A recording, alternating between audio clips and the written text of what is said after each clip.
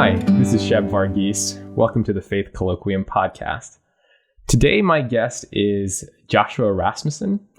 Josh earned his PhD in philosophy from the University of Notre Dame and is a philosophy professor at Azusa Pacific University. And he's also the author of a new book, which we'll talk about in a bit. And today we're talking about an argument for God's existence from contingency. So thanks for talking with me, Josh. Thanks, Sheb. Appreciate it.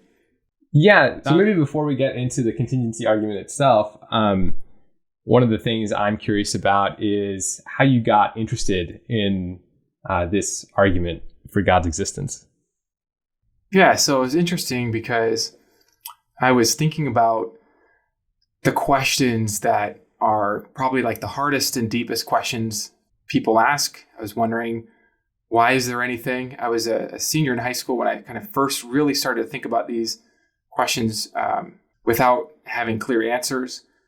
And I remember I was having a conversation with a friend in a biology class, and I proposed some theories, and for every theory he had some questions in response to my theories. And this kind of caused me to just go on a search to kind of figure out, can these questions be answered? I mean, are they too deep to have answers?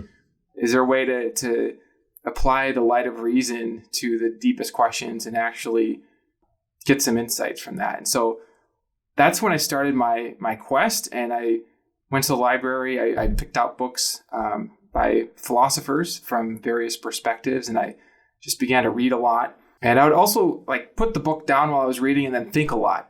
And then I would read a lot and then think a lot. And pretty soon I realized that I just love this inquiry. And it's an ongoing inquiry. I think of arguments as tools to explore. Sometimes I think, especially in kind of popular conversations, arguments kind of get to be used more as weapons or even as judgments of people's rationality. So you'll hear people say, well, here's an argument that makes you irrational if you accept the premises and don't accept the conclusion. And of course, you must accept those premises. And then the response to that will be something like, no, that argument is fallacious. And so you're irrational, right, and foolish if you believe in that argument. But I just fell in love with just the inquiry, seeking truth. I remember feeling this conflict within me between maybe some answers that I thought would be cool if they were true, like that God exists, for example, like that would be nice. Yeah. But then is that really true? And it's when I saw the difference between that I fell in love with truth. It's almost like truth began to stand out. And I remember even just kind of making a decision. Okay, it's going to take courage, but I just want to know what's actually true, not what I hope to be true, not what my community has taught me to think. Like, I just want to really get to truth if I can. And if I can't, then I want to get to the truth that I can't. Right. So yeah. So that's what got me into the argument, because it's one of the deepest arguments. It's a tool that investigates this question, and I think the deepest and most comprehensive way. So when you were first exploring this argument, you were coming at it from a Christian perspective. Is that right? No, actually. So I was raised in a Christian home. Okay. And during this time of questioning, my worldview just fell apart. And so I was really looking into it as an agnostic. I didn't really know what to think. I remember lying in bed looking at my ceiling fan. I just have this memory of just asking myself, does God exist? Yeah. And I didn't know. I didn't think God didn't, and I didn't think God did. And I remember thinking it was like 50-50. Okay. It felt like I just had no idea. Okay. Yeah. So for you, like when you talk about pursuing the truth or pursuing the lines of evidence, you really kind of had this let the chips fall where they may kind of attitude. Yes. Okay. No, I mean, as any human being, I'm fallible and I'm motivated, but in ways I can't even detect. But I did feel that decision. And when I would meet others who would talk about the value of skepticism, immediately I would resonate with them, and I would say, yes, like I'm with you on that. Yeah. Okay. So yeah, give us a kind of a broad overview of what is the argument from contingency for God's existence. Okay, so there's a variety of versions of the argument. So I think it can be helpful to think of a seed question that sort of springs into these arguments. So the C question would be like, why is there anything at all? Like, why not just nothing? And this is a question that kind of startles me sometimes, like even now, like especially at night, if I'm going off to sleep and then I'll kind of wake up in the night and the familiar things will seem strange. And I'll think, it's so weird that there's something, like I've got hands and there's a material world. Like I could imagine everything just deleted so that there's just empty space. And then I could just imagine, what if even space is gone? There's just nothing. Like that would be much simpler, much cleaner. Yeah. Yet there just happens to be something. And like, so why is that? I was just gonna say it's very difficult to even conceive what that even would be like, because how could there even be nothing? Because you're trying to imagine your non-existence, right? That's hard to do, and then imagining everything gone. Well, you have an image, but the image itself is something. Exactly. Right?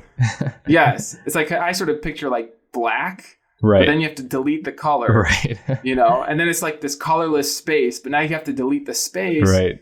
And then it gets pretty crazy too, because you might think, well, then is it true that there's nothing? In which case there's still truth. So you have to delete the truth. Right. And some philosophers, they believe in absences.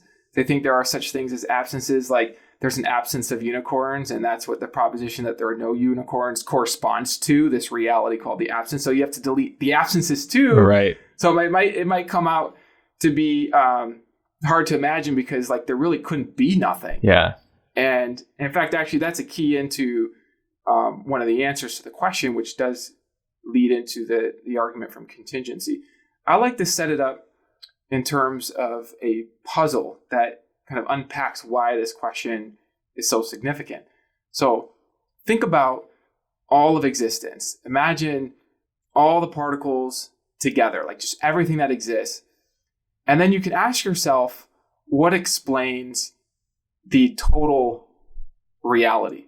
What would explain all the things, whether it's a single big thing or many things together? Well, what would explain it? Well, if you think about it, there could be nothing outside of reality in total that could explain reality in total, because anything outside of reality in total, since it's outside, wouldn't be real.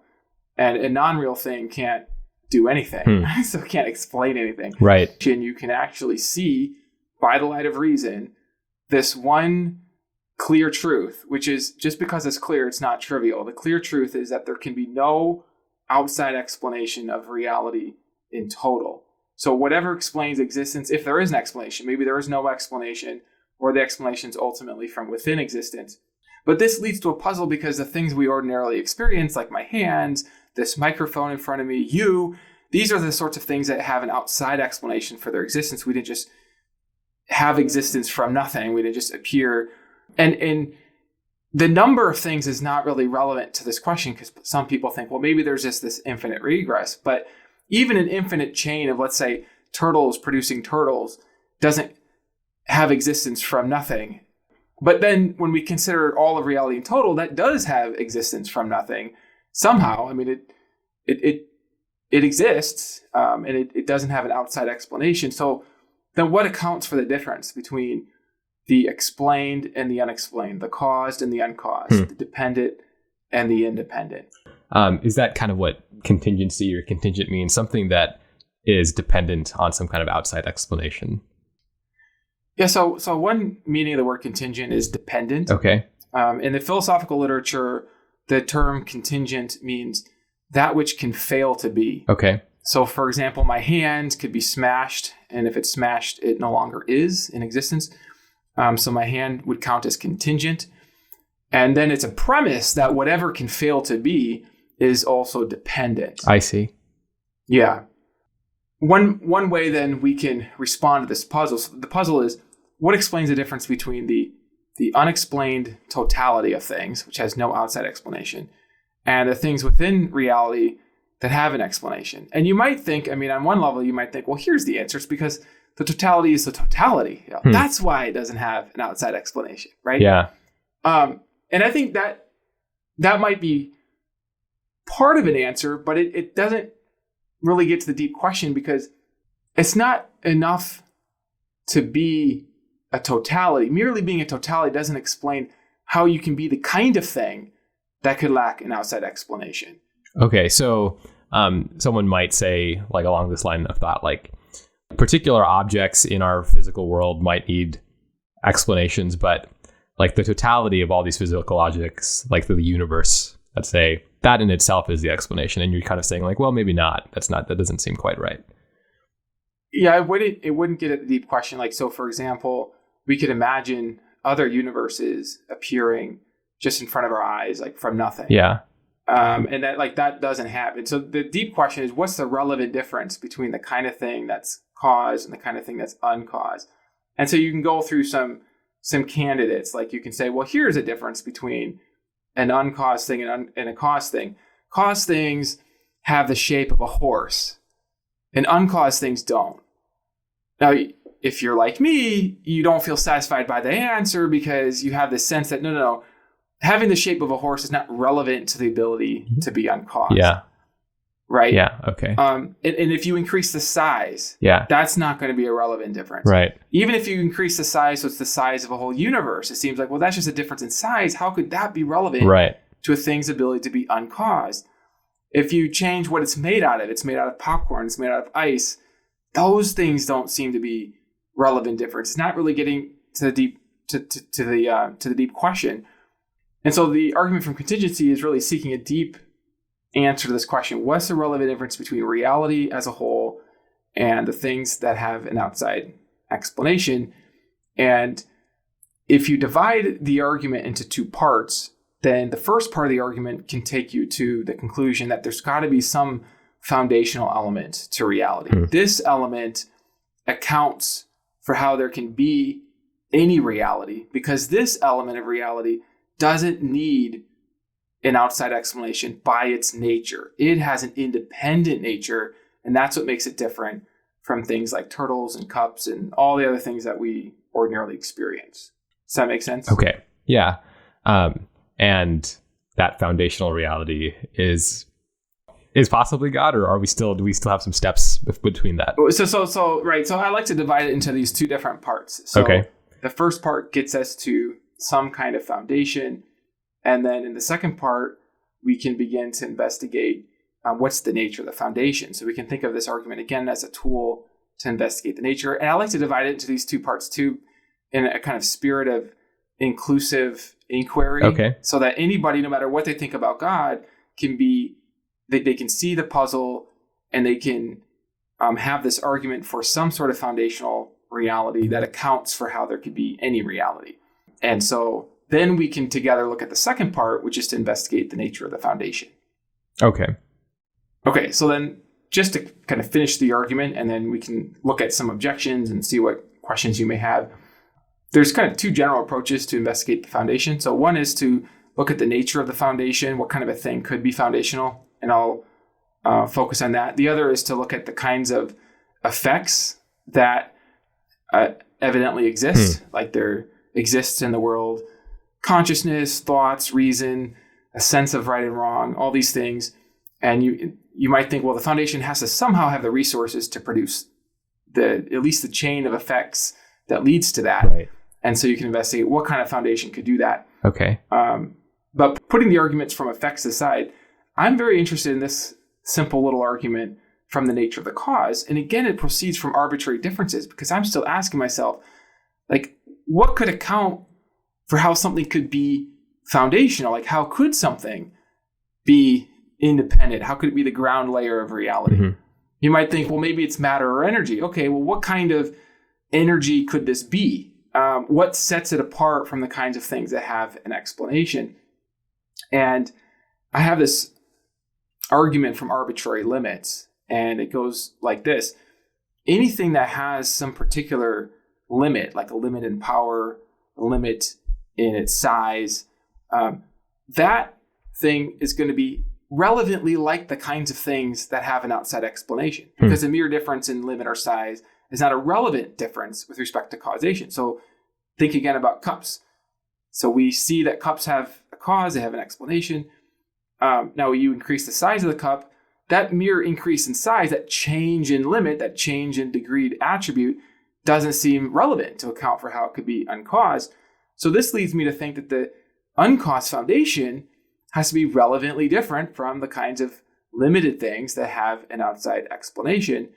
And so this leads me to infer that the foundational thing is going to be supreme in its basic nature. And by supreme, I mean that it's not arbitrarily limited. It's got the power to produce the world because it's the foundation of all power.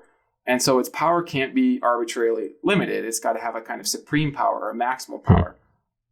And from a supreme nature, then you can begin to unpack other classical attributes. I actually think we can derive from the supreme nature all the classical attributes, supreme knowledge, supreme power, supreme goodness, because these are all supreme making attributes. If it were lacking in any of those, then it would have an arbitrary boundary with respect to its excellence or value, you might say, or even just to its power, because it would lack the power to know things. And so then it would have a limit to its power. So the simplest, most intrinsically probable, least arbitrary account of ultimate existence would be a supreme nature. And then this would solve that problem of arbitrary differences. So it accounts for how there could be a reality that is in total uncaused because its foundation is supreme and cannot, by its nature, be caused.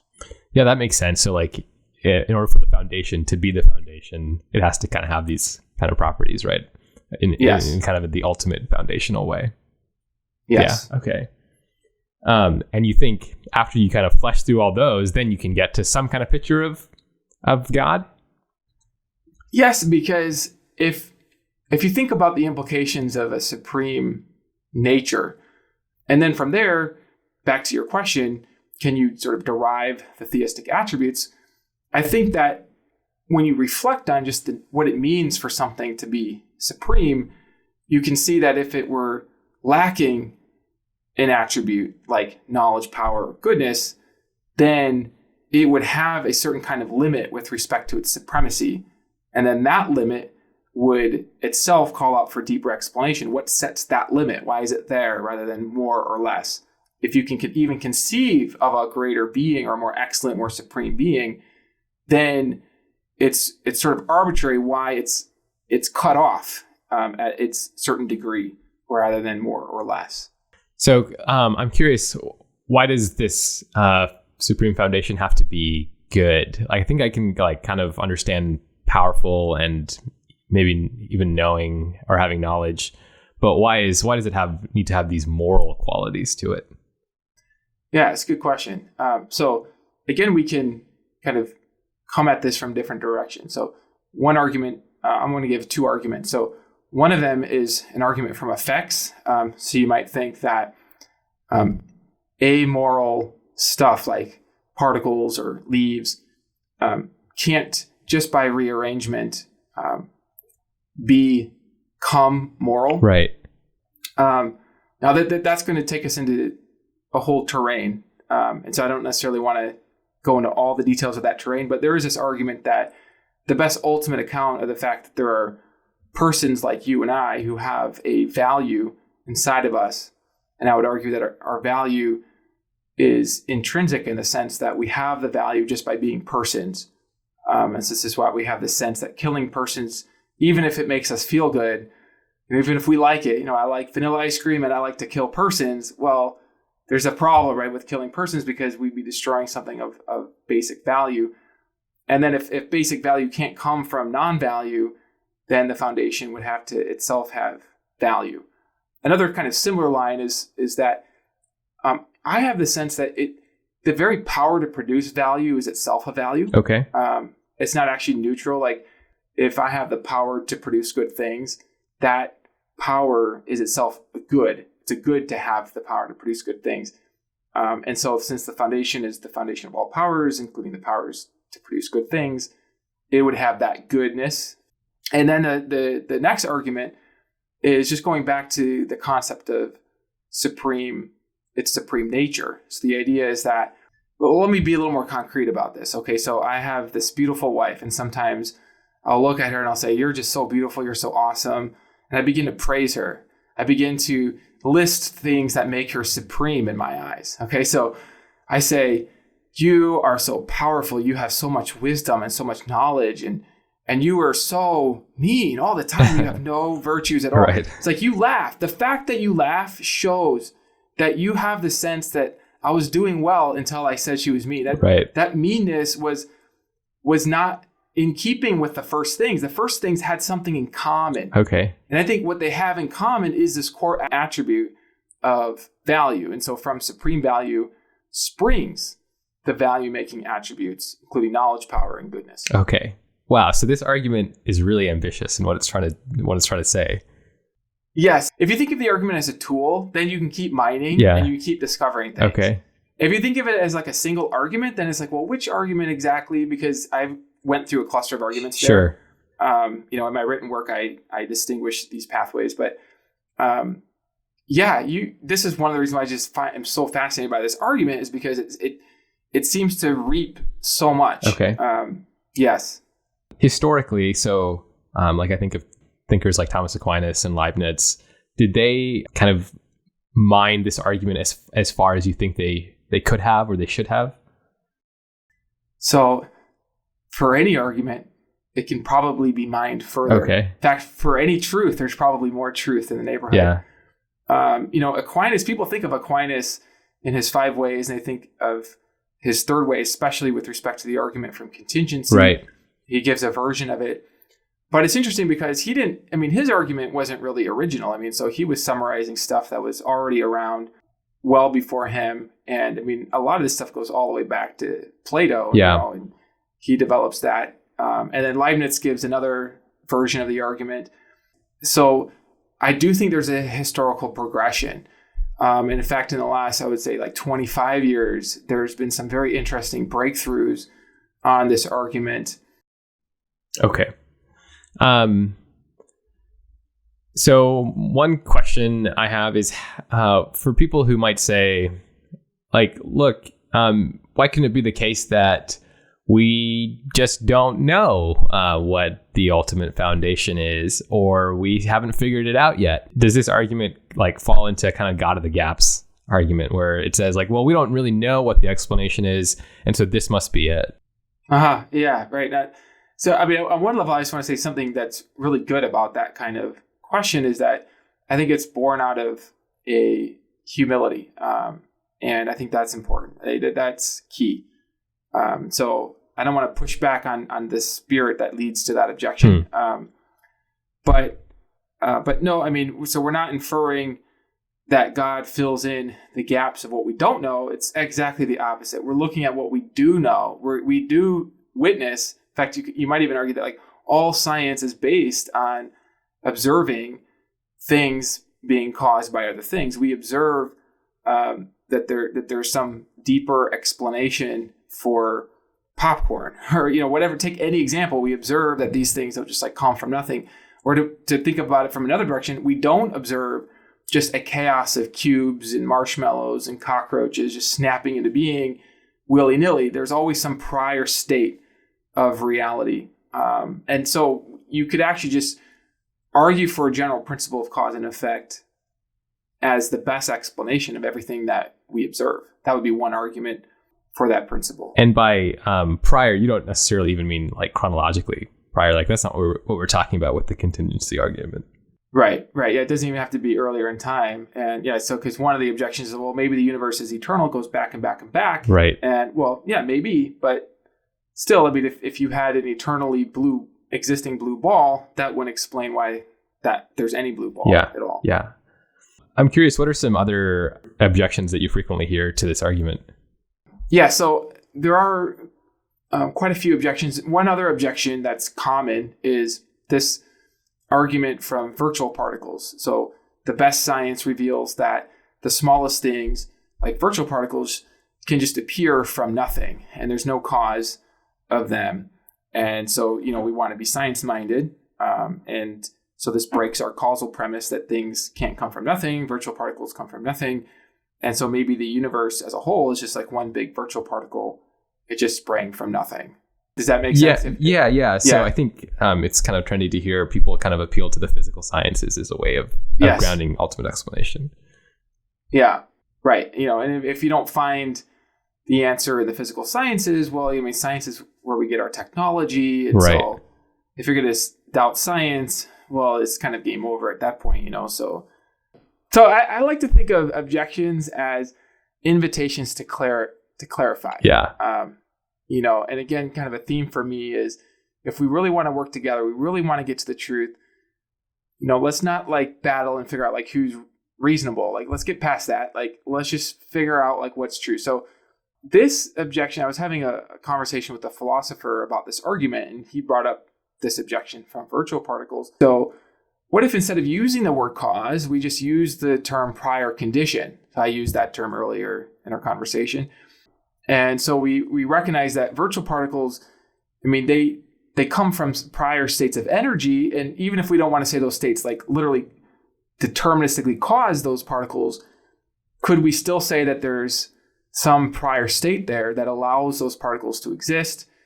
And then I went on to give this kind of argument from chaos that the simplest, best explanation of why there isn't this sort of random flood of things from nothing is that things depend on prior conditions that fix the probability of things. And he liked that. He said, "Oh, okay, well, that I could see that. Let's see where this goes, right?" And so his response kind of encouraged me that this is a helpful distinction. It does clarify the argument. It's not just reinforcing the argument for people who already believe the conclusion. And of course, I didn't believe the conclusion when I first came across this sort of argument, but that it actually its steps can appeal to people, even if they don't already believe in the conclusion, and that this clarification, I think, does get past this virtual particles objection. Okay. So you've got this new book coming out called How Reason Can Lead to God. And I assume you talk about this argument in that book? Yes, in detail. So can you just tell us a bit about like why you wanted to write this book?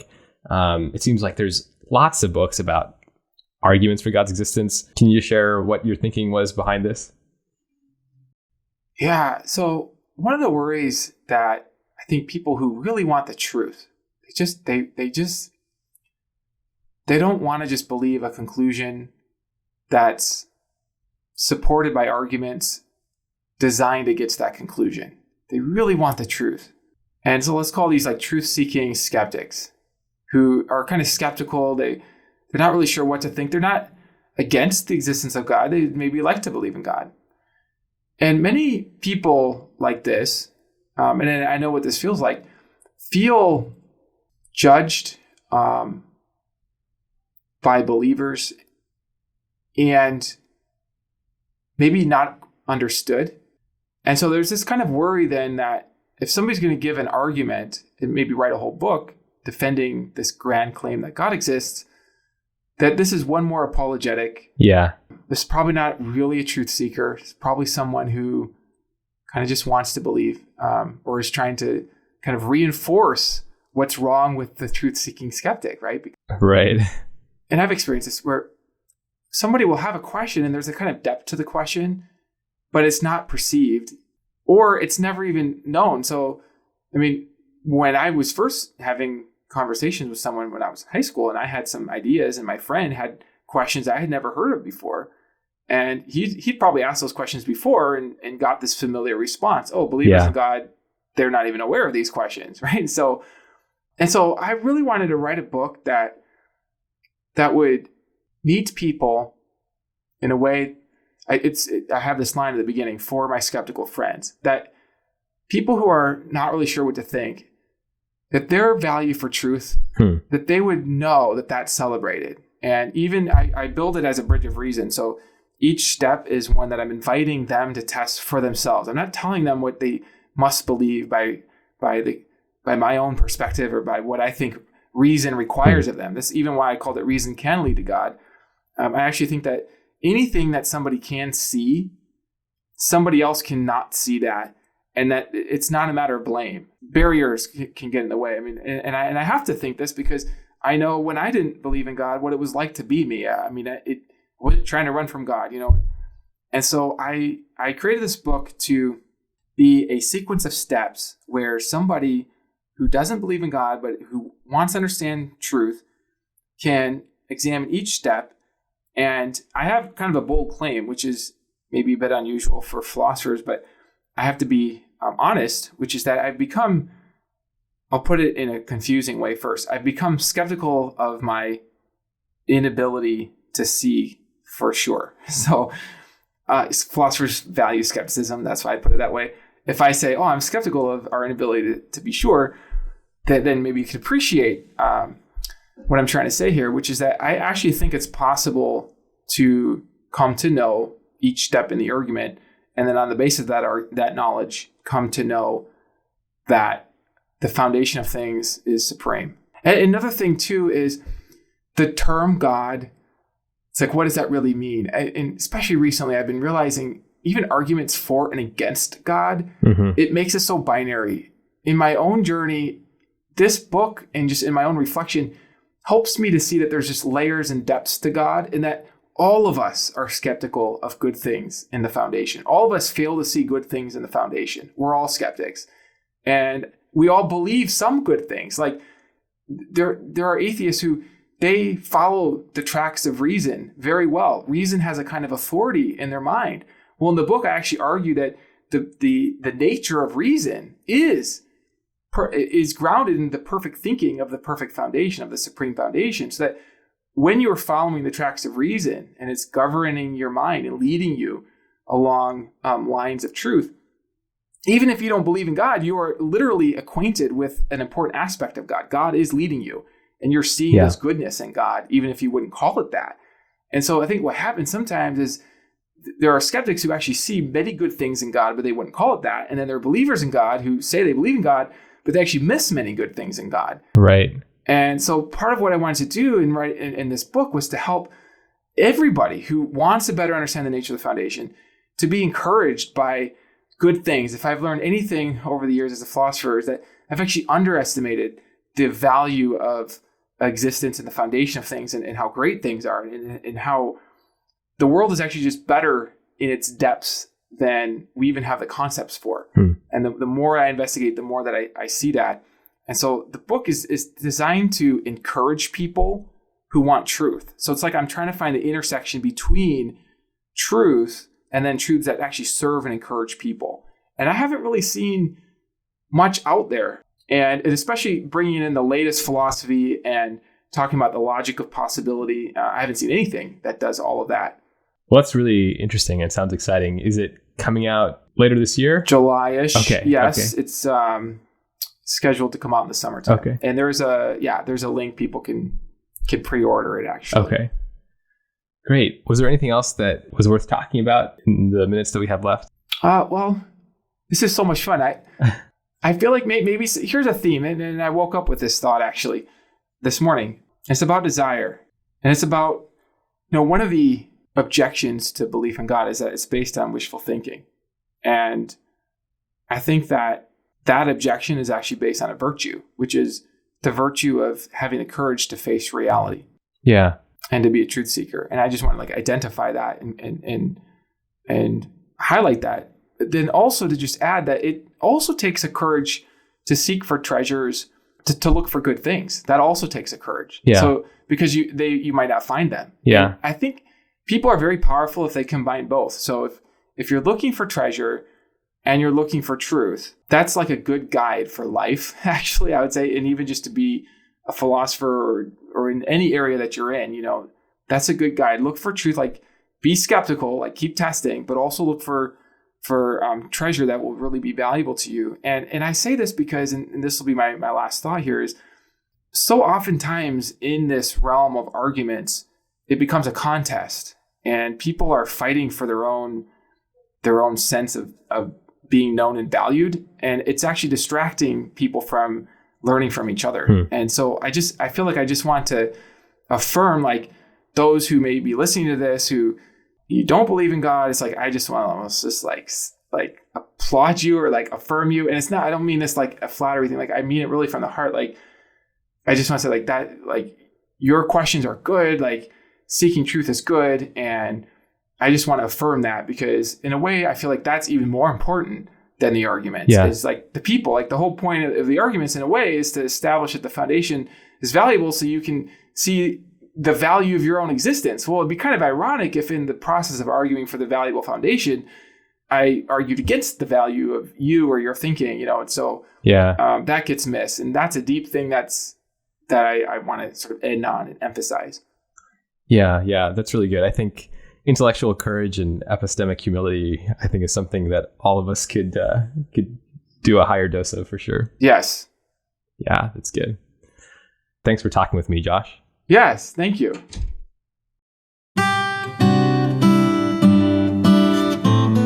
Well, we hope you enjoyed this episode. And if you did, please subscribe and please share with your friends.